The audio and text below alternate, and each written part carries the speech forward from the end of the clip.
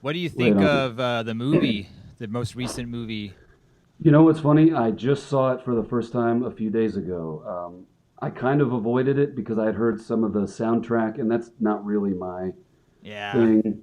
I understand why it has to be done and why those choices are made. I totally get that, having yeah, worked in the musical theater world, and you want to have a young audience excited about your project, and you want to find a way to make these old things relevant to them in their language, and that all makes sense to me. But I'm very much I get lost in the history of it and things, and those sort of things take me out of it. But I watched it. I think my takeaway is it's not a movie made for guys like me. ah, Everyone's heart was in the right place. Some of the performances were really good.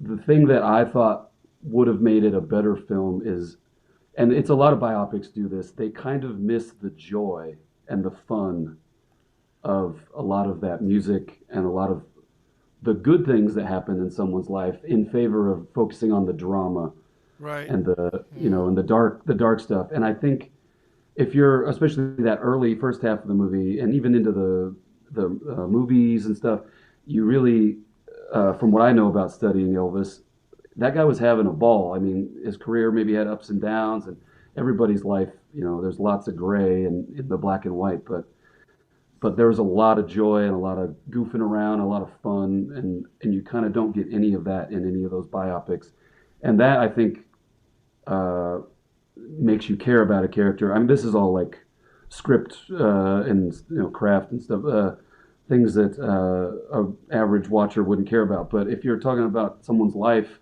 I think it's important to really focus on the good times as much as the bad, and so you get the mix, and you care about why it's such a sad thing when things do go bad, because they have this great thing, and Elvis and the Blue Moon Boys. There's a lot of drama in the way those guys were treated throughout the history of all that and stuff. And um, but why do you care about them as a team, and why did they work so well together? And those are the things that I would love to see in a movie, and they weren't there. So that's Ah. my takeaway. But Well, man, Austin Butler, you can tell that guy really put everything he had into it, and I like you know that. he I like act, that dude, man. yeah, I'm yeah, really happy for him. yeah. yeah, The he did a attention great he's been job. getting since, and Absolutely, he's an Anaheim boy. that's right. So like my hometown.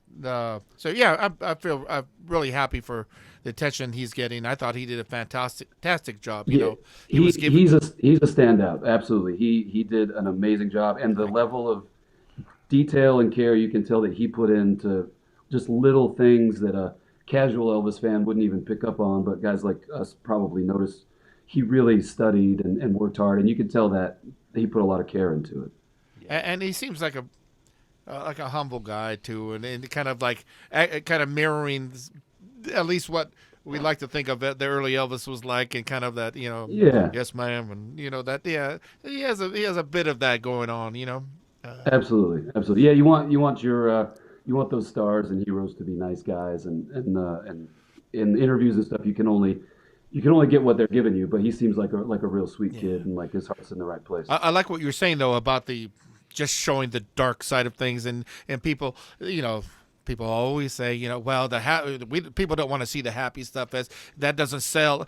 Yeah, I think that's a bunch of crap because Yeah, I've daydreamed about what it was like for him there, and I always think about like the fun and how, oh my lord, what it must have been like. You know what I mean, man. Like absolutely. focus on that a little bit. But anyway, I ended up enjoying it, but with a Yeah. lot of reservations.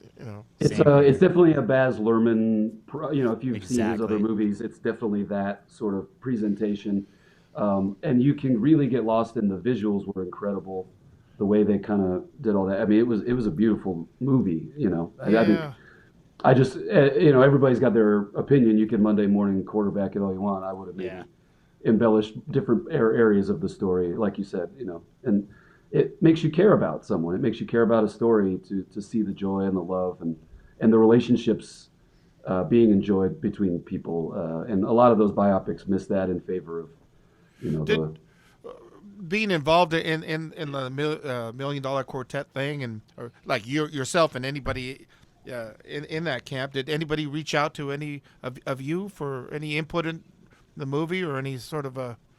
I've been so far removed. I mean, I know I do some little regional $1 Million Quartets here and there. If it's, sometimes some of the old guys that I acted with will be directing a production or something. And it's fun to go back and work with old friends. But I mean, it's been, over 10 years. It was 2008, the first one I did. And the last one, main production I did was, 2013, I think. So it's been a good 10 years. I've been away from all that. Yeah. So I'm not actually sure. Yeah. I know the voice of Little Richard in the movie is a buddy of mine, Les Green, from down in Florida, and I thought that was great that they got him. He's not the actor in the movie, but it's his voice you hear, and he's one of my favorite modern performers nowadays. And so they definitely went out and tapped into some of the live band talent that's working around today, and gave some people some opportunities. So, but I'm not sure specifically. I don't know. I remember Chris McGee had a post saying that your friend doing was Little Richard should have got he should get his own movie. Like that was like the only thing that Chris McGee took from the whole Elvis movie. Okay. Yeah. Yeah. I mean, they made a Little Richard movie before. But with him though, with that actor. Well, when I saw that guy doing his thing, I thought Little Richard or not, it's just like this guy's cool. Like he can do his very own dynamic. thing. Yeah, very dynamic. It was fun to watch that scene and some of the blues joints and things that they showed. That's another thing I would love more of that kind of. So yeah, a whole movie I'd be in 100%. You can there's movies like the Buddy Holly story or something, and I'm always the guy who's like, why is he playing a Telecaster, 70s Telecaster through a PV amp, or I get really lost in those details. And I know from the Elvis production, the props guy like literally tried to build a Ray Butts Echosonic amp to spec, like build it from the ground up for the movie. He ended up having some trouble, and they kind of jerry rigged something. But I mean, they went that hard into getting the details just correct. DJ had the horsehide, heron hide bass drum with the copper mist drum kit, and Scotty had his 295, and then the L5 and the Super 4. Like they really got all those details correct. And so a nerd like me, I appreciate that kind of stuff. Well, it wasn't too far into the film where I noticed, like, when they show a copy of That's Our Right Mama, and it's in the sleeve. I mean, they did a poor job of doing a repro of it. It's like, well, you have all the money in the world, and they didn't get a good looking pressing of that in the wrong sleeve. And I thought, okay, I'm just going to have to let go and just sit back and let it wash over me.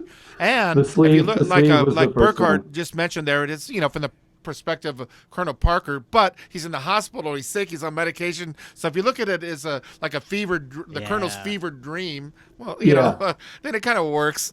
Actually, I enjoyed it. Yeah. The sleeve was the one where I was like, oh, they blew it, because all the early Sun came in paper brown sleeves. The Sun logo on the sleeve, that was Shelby Singleton, right? They introduced that. No, well, see, you would know what I'm talking, but the average person wouldn't know that. But those are the things that it can take you out of the moment. But what do you think of Tom Hanks? I thought it was a really good performance. He was a good kisser. I heard he's a good kisser. Yeah. Go ahead. He gets a lot of grief for the accent and stuff. But Colonel was an immigrant, and he had kind of an interesting story living in Hawaii and Florida, and his accent was really strange. And I think people thought he was just doing some, it was like Dick Van Dyke with his Cockney accent. A lot of the reviews I read, they were really raking him over the coals. But I think Tom Hanks he's another guy. He's a record collector, and I know he's, That Thing You Do, I think, is one of the most historically accurate movies ever done. He knows what he's doing, and I trust him. And I thought he did a great job. I thought he was fun to watch. Yeah. Yeah, you root against him. You don't like him the whole movie. Absolutely. Good. Yeah, you're not supposed to walk away, with any sort of love or respect for the Colonel. That he's the perfect villain for any story. It's like and I've always kind of that. I'm sorry. Yeah, you're almost kind of happy, like he gets screwed in the very end and Absolutely. Yeah. Yeah, I mean, karma catches up with everyone, and that's what you want in a. But there's even darker stories that they didn't get into. There's other. Theories about why he left the Netherlands, and they didn't go into any of why he never wanted to go. There's allegedly. Yeah. You got to always put that in there for legal reasons, right? You don't want any estates coming after you. But yeah, that I encourage the Alana Nash book. Yes, yeah, The Colonel is yeah. very You see, you interesting. know what I'm talking about. Gets, Yeah. gets into that, yeah, and I recommend that. And also Alana Nash, Baby Let's Play House are my two, next to the Peter Grolnick Bibles, the two tomes That's about really it, Elvis' isn't life. it? Yeah, it is like the Yeah, Bible of this whole story. Yeah. those are two books I always recommend to people. Is those two Alana Nash ones. She has another good one on the Memphis Mafia and their sort of I haven't read interpersonal that one. relationships. Yeah, I need to. It's good. It's good. Yeah, it's a lot of the same stories from different perspectives. Yeah. Okay. Do you feel like a lot of people get more excited for Baby Let's Play House now when you perform it Yeah. live? So we played the night before last night at Club Congress down in Tucson, and we didn't know they had a kind of hip hop DJ right after us. All right. So some of that crowd was wandering in as we were finishing up, and we did Baby Let's Play House, and there was a whole group of them that started dancing the minute we started playing it. And I thought to myself, I said, the movie did that. Elvis The movie. movie Yep. the movie made that happen. Yeah. Well, that's cool. Yeah. Yeah. That's a good. No, it's great. That's what I want to see. I want to bring this music to people that might not be exposed to it on a regular basis, and I want to show them why it's still viable and still important and still rocks.